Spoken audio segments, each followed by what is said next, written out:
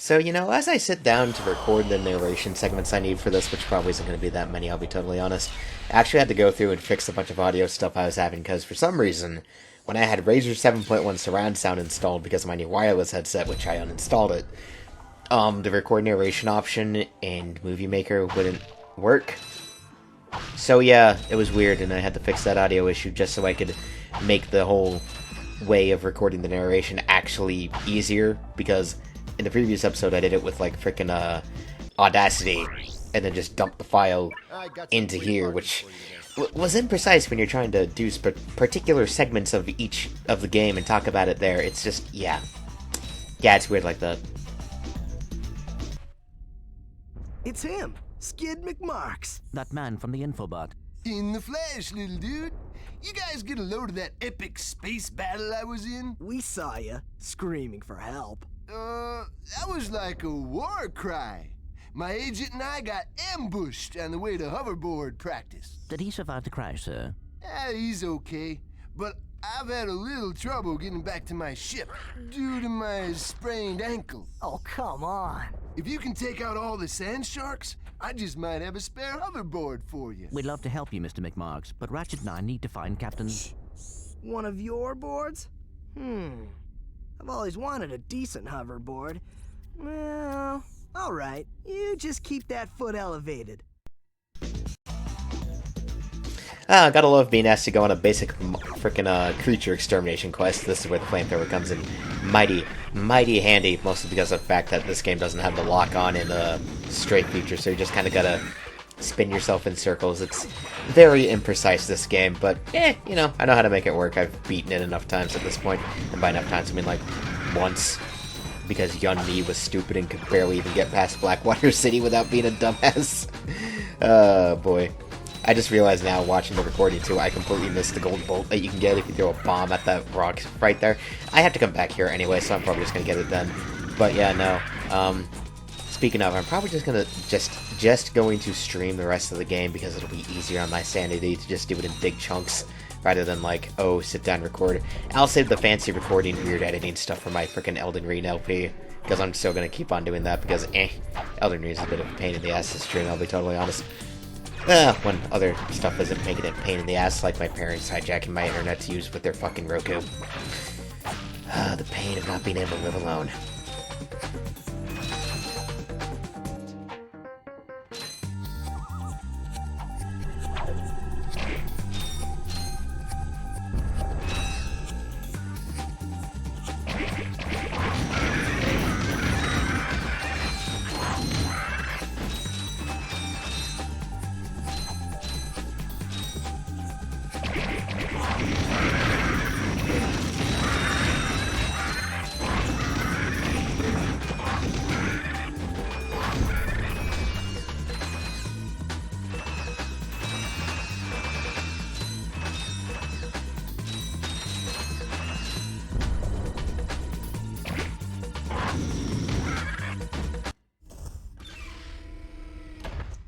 Here, man. Catch. A brand new Z3000. You can't even buy these. Well, I got a bail. Catch you dudes at the hoverboard races. You've just acquired a Gadgetron Z3000 hoverboard. Use your new hoverboard at the racetrack in Blackwater City on Planet Rilgar.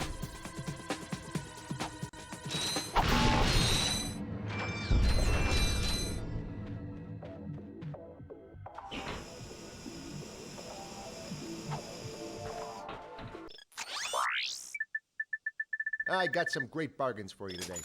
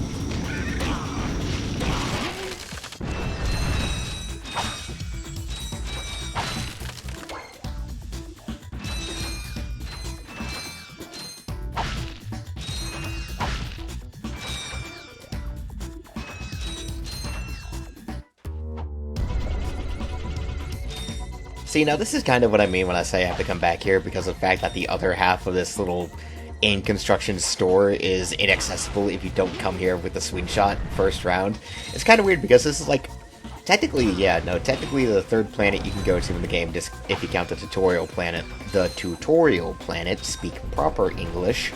But it has stuff here, like, you definitely have to come here if you want to progress, because at some point you do need the hacking gadget that's behind the other half of the store.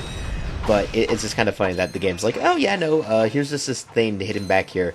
Now granted, that is obviously kind of intentional design. It's meant to be like, oh hey, here's the thing I can come back and get later when I have a new gadget. Which is, you know, not gonna argue that. But it's just kind of a neat part of the fact that the design of this game is like, yeah, it's linear, but it's all in loops, and there's just a certain amount of loops compared to some other games. Well, no, compared to some other planets. Some are 2, some are like 3, it all depends. Every path has something, be it a gadget or an infobot, or just something to find, really. Not a whole lot to say about the planet Iridia, though, other than the fact it's where you get frickin', you know, the hoverboard, which you absolutely need in Blackwater City, because, you know, one of the goals here demands it, even though you can't go to Blackwater City for a while. I forget, I think it's like Planet 4, 5. Yeah, no, it's like Planet 5. It's like right after the planet you get access to after Metropolis. My memory of this game will be coming back to me, though.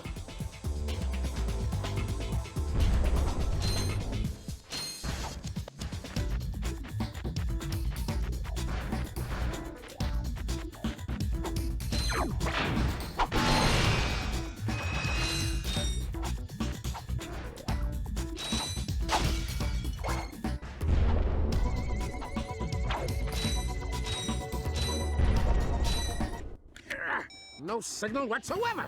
This downtime is killing me. Do you need medical attention, sir? Don't be so literal, son. The problem is I'm stranded on this backwater planet and my star client is nowhere to be found. Hey, we saw you on that infobot. You're Skid's agent. Was Skid's agent. Haven't seen him since our ship crashed. And an agent without a client is like a flea without a dog. Say, you look like an athletic kid. If you can bring back the championship prize from the hoverboard races in Blackwater City, I'll make you my next star. We have no time for trivial matters, sir. I could be the next Skid McMarks.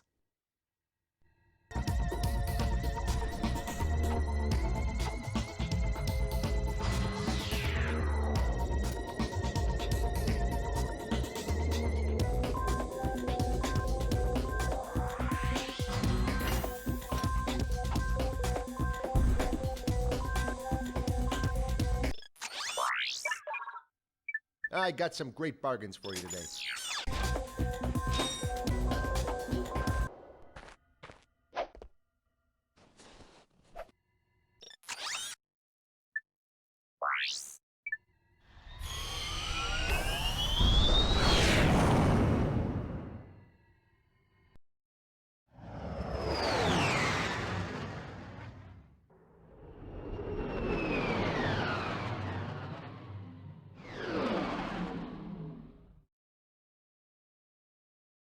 Okay, now if there was for sure any planet that I say would basically be like the big, here is the best we have on offer for the game, it's definitely Kirwan with Metropolis.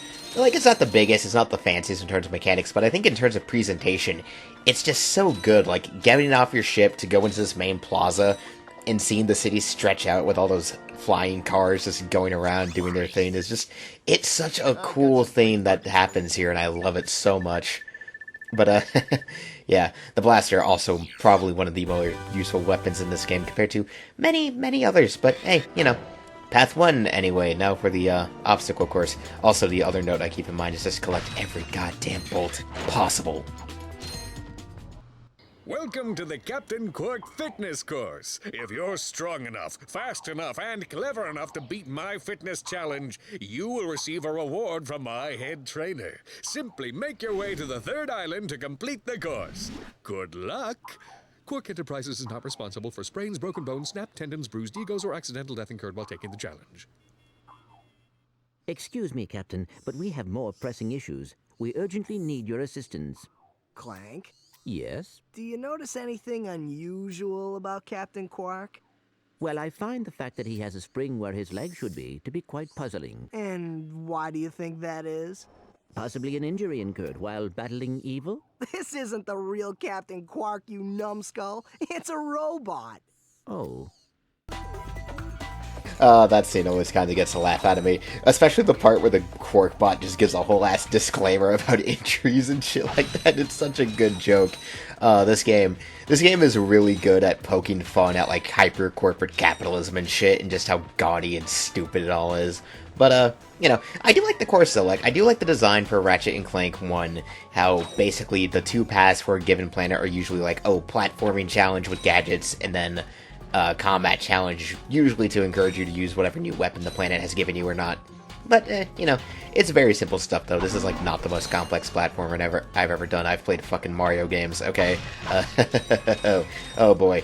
Ratchet and Clank has nothing on the complicated platforming that happens in Mario sometimes. Or really just Crash Bandicoot. God, Crash Bandicoot is ridiculously hard, especially the first game. I do need to finish it, though. I have the Insane Trilogy. I should just really finish that. Though, at some point, maybe at some point, as soon as I get my PS Plus subscription up again, because that expired and money issues are being fucking tight as hell, I really should just set up that Patreon for crying out goddamn loud. There is definitely something wrong with me that I do not have the confidence to just go through with it all the way, yet here I am, pain, so much pain.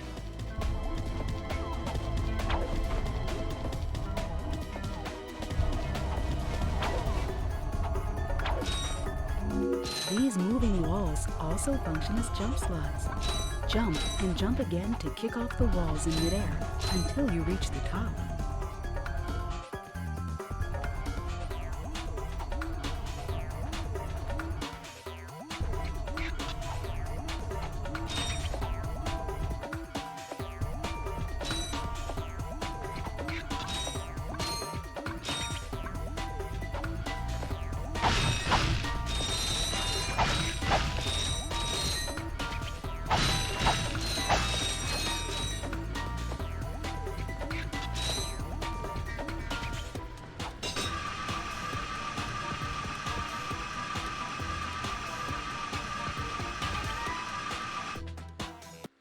Listen up, you loudballs! That was the most pathetic display I have ever seen on that obstacle course! What do you mean? We finished the circuit, ma'am. Oh yeah, but it is weak. When I was competing, I would devour courses like that for breakfast. Bet that's not all. If it were up to me, you would drill for the rest of the day. But somehow you managed to impress that fool Captain Quark. Captain Quark knows about us? He certainly does. And worst of all, he wants me to give you a prize for that ridiculous performance. Cool, what is it? I'm supposed to give you a swing shot, so you can sway to and fro like little insects. All right, let's see it. Not so fast.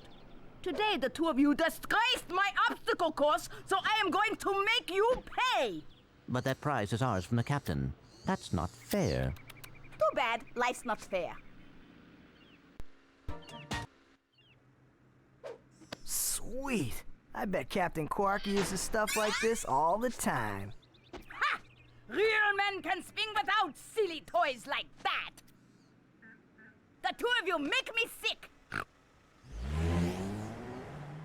Yeah, see, this is why you come prepared with having every goddamn freaking bolt you can pick up from every planet you go to.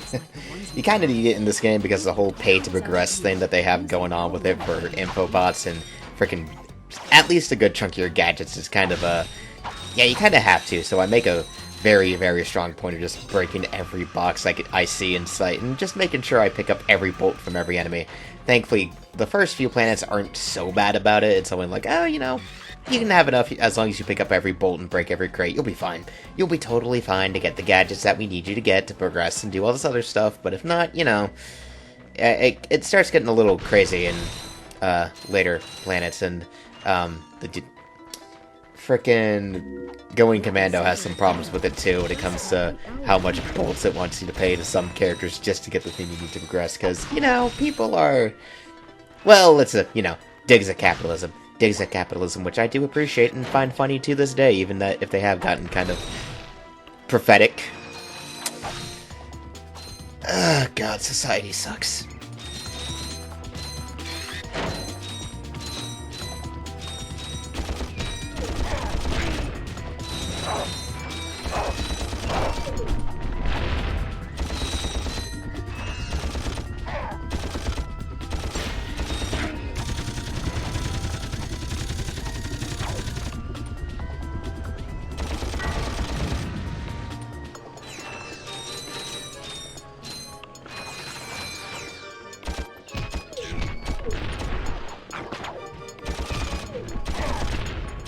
Yeah, I really can't help but think it every time I'm in the combat section. I'm just like, damn, how much easier would this be if there was a lock-on button or just I had access to the strafing that was in Going Commando, for crying out loud.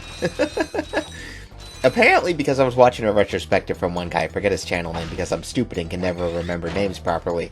Apparently they did actually want to put strafing into this game, or at least they realized afterwards, like, oh damn, we really should have put that in. It would have made sure that everything actually, you know, flowed smoothly and whatever. But you know, you find a way to make do in this game, and you figure it out eventually. It's like, it's not hard to do in this game. It's just like when you come back to this game after playing the later ones where the strafing is tight and the combat is really quick and fluid, and it's just like, this is like, yeah, you feel the difference. You really feel the difference. Like, even just if you go from Going Commando back to this, you can very much tell there's a sharp difference in how smooth the gameplay is. Ironically, though, it does mean that the wrench is actually incredibly useful in this game compared to later ones where it becomes basically useless as a weapon after a point in time when enemies just have so much health scaled to your weapon damage that it doesn't really do anything at all.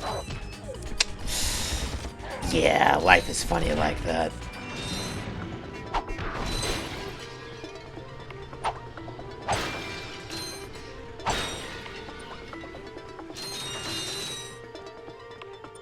Ratchet, that's the man we saw on the infobot. Remember? He knows Captain Quark.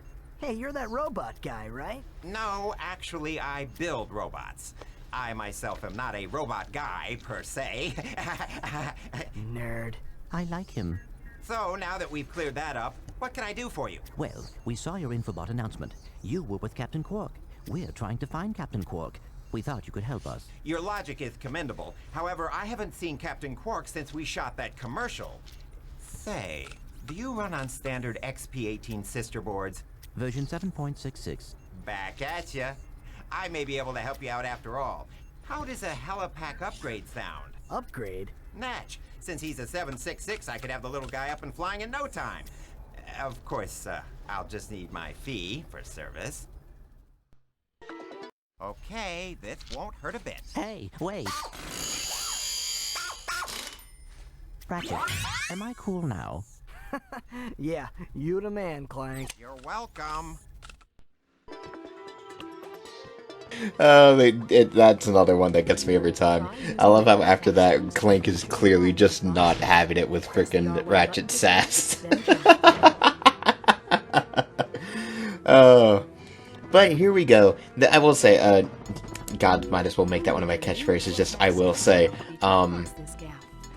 I do appreciate how in Ratchet and Clank, how after this point, the helipack and the jetpack upgrades are consistently always with you by default after this point, because it's one of those things that in these games where they kind of have to reset the character back to zero, you kind of don't have an excuse to have Clank suddenly somehow lose these installed upgrades that are the helipack and the jetpack, so it's kind of like, yeah, we don't have a reason to come up with an excuse for why you don't have them, so we're just not gonna let you have Clank for a while, and then when you get him back, you'll just have both. Depending on the game, anyway. Like, yeah, right, well, Going Commando, you don't have Clank for a handful of planets, and then up your arsenal is just like, nah, just here's Clank. And then later games kind of just have their own way of going about it, to where you don't even really need Clank after a point, I think, in some of the PS3 games, which I've never played, actually.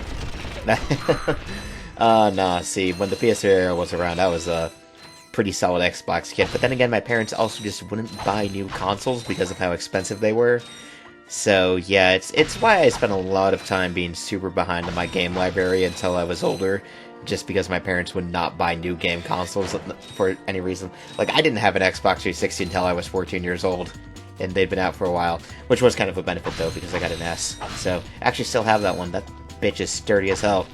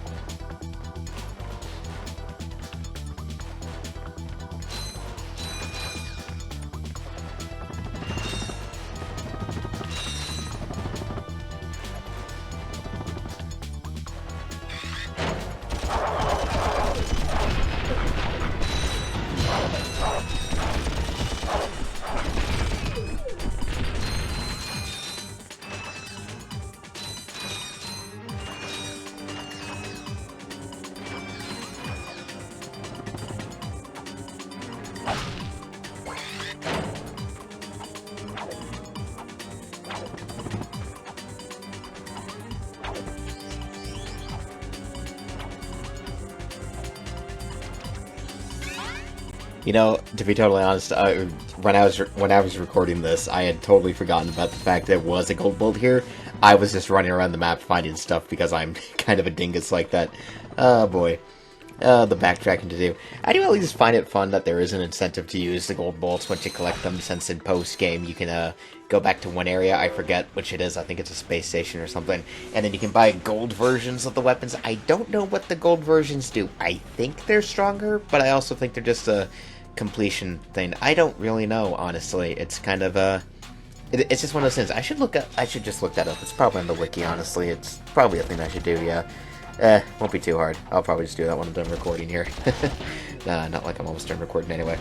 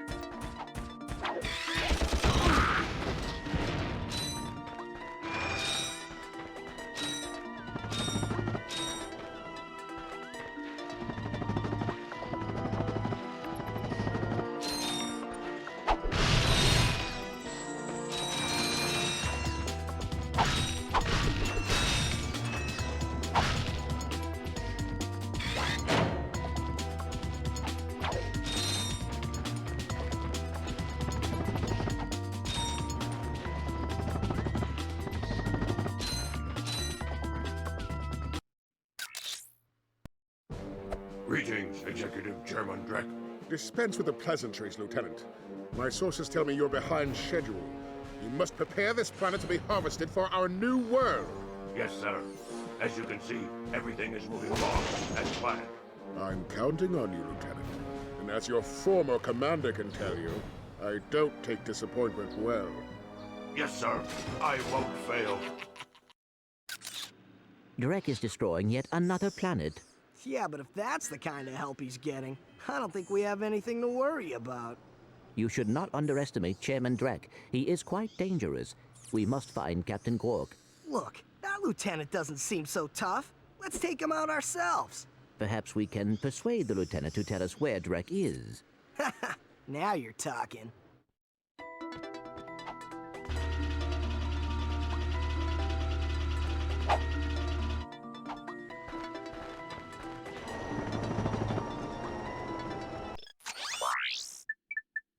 I got some great bargains for you today.